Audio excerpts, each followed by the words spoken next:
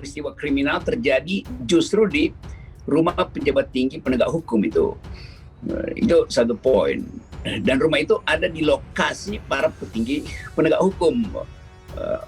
Perumahan Polri itu juga problem lagi itu. Dan di atas itu kehidupan politik kita selalu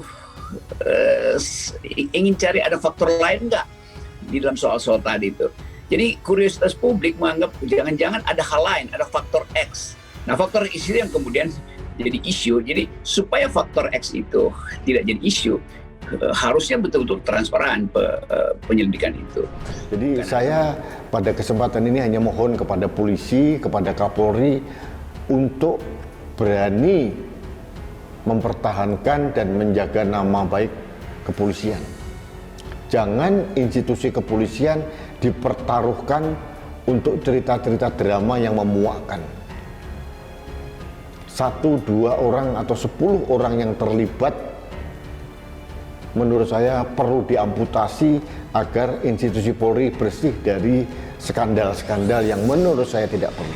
Orang expert yang harus melakukan dalam ini siapa? Dalam ini adalah kedokteran forensik. Kedokteran forensik Polri tentunya tidak bekerja sendiri. Kami juga meng-hire dari pihak luar. Ya, dalam rangka untuk apa?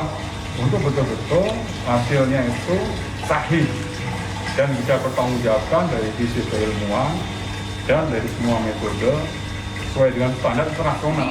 Usaha untuk memahami yang benar itu tidak lagi bisa disodorkan oleh institusi resmi itu. Sehingga rakyat berspekulasi, dan semua spekulasi rakyat itu justru didasarkan pada deteksi-deteksi yang secara akal sehat memungkinkan orang mengira-ngira itu. Dan perkiraan orang awalnya adalah pasti ada keterlibatan Jenderal Sambo itu. Dan juga dalam perkiraan yang sama, orang menduga harusnya Jenderal Sambo itu berhentikan sementara. Irjen Ferdy Sambo mulai digoyang dengan diamankan terkait dugaan pelanggaran kode etik. Rocky Gerung, ada keseriusan dari Kapolri. Bola panas kasus Brigadir J terus bergulir setelah Baradae ditetapkan sebagai tersangka.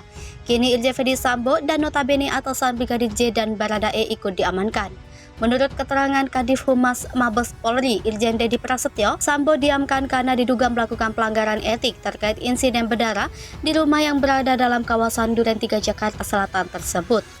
Mengenai mulai dikaitkannya peran Ferdy Sambo dalam penanganan kasus Brigadir J ini, akademisi dan pengamat politik Rocky Gerung angkat suara lewat video di kanal YouTube miliknya yang juga bersama oleh Hersubeno Arif dan Forum News Network. Rocky menyebut bahwa ini adalah salah satu bukti keseriusan dari Kapolri Jenderal Listio Sigit Prabowo. Langkah Polri untuk mengamankan Ferdy Sambo terkait dugaan pelanggaran etik ini disebut Rocky sudah tepat. Hal ini karena dengan diamankannya Ferdy Sambo yang berstatus bintang 2 membuat pengaruh yang mungkin dia miliki bisa dibersihkan demi terungkapnya masalah ini seterang-terangnya. Menurut Rocky, Kapolri telah mengambil langkah yang berhati-hati dengan melakukan pemisahan antara etik kepolisian yang memungkinkan adanya pengaruh dengan kemungkinan adanya pelanggaran pidana. Lanjut Rocky, ketika masalah etik sudah selesai maka akan mudah untuk menelusuri adanya kemungkinan pelanggaran pidana yang dilakukan sejumlah pihak dengan jabatan tinggi terhadap kasus tewasnya Brigadir J. Baradae tersangka alur kasus Brigadir J sekejap berubah dari membela diri jadi dugaan pembunuhan berencana. Tim khusus bentukan Kapolri Jenderal Listio Sigit Prabowo terus mengusut insiden tembak-menembak sesama polisi yang menewaskan Nofriansah Yosua Huta Barat alias Brigadir J. Tanya-tanya besar yang melingkupi kematian Brigadir J di rumah dinas Irjen Ferdy Sambo itu pun sedikit demi sedikit memudar dengan ditemukannya sederet fakta baru. Bahkan, temuan-temuan dari tim sus seolah mengubah rangkaian atau proses kejadian di balik tewasnya Brigadir J di rumah singgah Irjen Ferdy Sambo. Setidaknya ada beberapa hal yang berubah dalam alur insiden berdarah ini. Satu diantaranya mengenai baku tembak. Kombes Budi Haryadi Susianto, yang kala itu menjabat sebagai Kapolres Metro Jakarta Selatan, sempat menyatakan tewasnya Brigadir J karena terlibat baku tembak dengan Baradae. Aksi baku tembak Bak Koboi ini berlangsung di rumah singgah Irjen Ferdy Sambo di Komplek Polri Duren 3 Jakarta Selatan. Kala itu disampaikan berdasarkan hasil olah tempat kejadian perkara, Brigadir J memegang senjata jenis HS-16 yang tertinggal 9 peluru di magazinnya, artinya dia memuntahkan 7 peluru. Sementara Baradae menggunakan senjata Glock 17 dengan magazin maksimum 17 butir peluru. Tetapi, dalam baku tembak itu hanya Brigadir J yang mengalami luka atau tertembak, sedangkan Baradae bersih atau tak terluka sedikit pun. Kemudian, baku tembak itu pun disebut karena Brigadir J panik setelah aksi percobaan pelecehannya terhadap istri Irjen Ferdy Sambo gagal.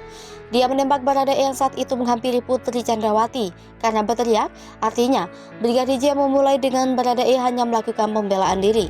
Rangkaian kejadian ini seolah terbantahkan saat Baradae ditetapkan sebagai tersangka, sebab tim sus justru menyebut tewasnya Brigadir J karena dibunuh. Di kasus ini, tim sus mempersangkakan Baradae dengan pasal 338 KUHP tentang pembunuhan junto pasal 55 dan pasal 56 KUHP. Ini artinya, kasus pembunuhan Brigadir J yang terjadi hampir 1 bulan lalu di Tenggarai tak dilakukan Baradae seorang diri. Diduga masih ada pihak lain terlibat kasus yang menyedot perhatian publik ini, termasuk soal aksi bela diri. Dengan hasil penyidikan sementara, tim sus membantah semua dugaan. Saksi kunci, tanya itu, temuan tim sus juga menepis mengenai CCTV yang menjadi saksi kunci untuk mengungkap pembunuhan Brigadir J. Di awal penyelidikan, Kombes Budi Herdi mengatakan seluruh CCTV di lokasi kejadian rusak, bahkan sejak 2 minggu sebelum insiden berdarah itu terjadi, sehingga pihaknya kesulitan untuk mengungkap kasus tersebut. Tetapi, Kapolri Jenderal Listio Sigit itu justru seolah membantah pernyataan itu. Dia menyatakan ada upaya sengaja merusak atau menghilangkan saksi kunci tersebut. Jenderal Bintang 4 ini tegas menyebut sudah mengetahui penyebab di balik semua itu. Bahkan, identitas pelaku penghilang dan perusak CCTV sudah dikantongi. Menurutnya, tim khusus yang dibentuknya sudah mengantongi identitas pelaku, bahkan sudah dimintai keterangan perihal aksi tersebut. Tapi, Kapolri tak menyampaikan siapa pelakunya secara gamblang. Dia hanya menyebut oknum itu akan diproses sesuai dengan peraturan yang berlaku. Dugaan terorganisir, dengan temuan-temuan fakta itu sehingga memunculkan dugaan pembunuhan Brigadir J dilakukan secara terorganisir. Terlebih, Kapolri pun menyebut ada 25 anggotanya yang sudah diperiksa Inspektorat Khusus. Buntu tewasnya Brigadir J, bahkan 3 diantaranya berpangkat Brigadir Jenderal atau Bintang 1.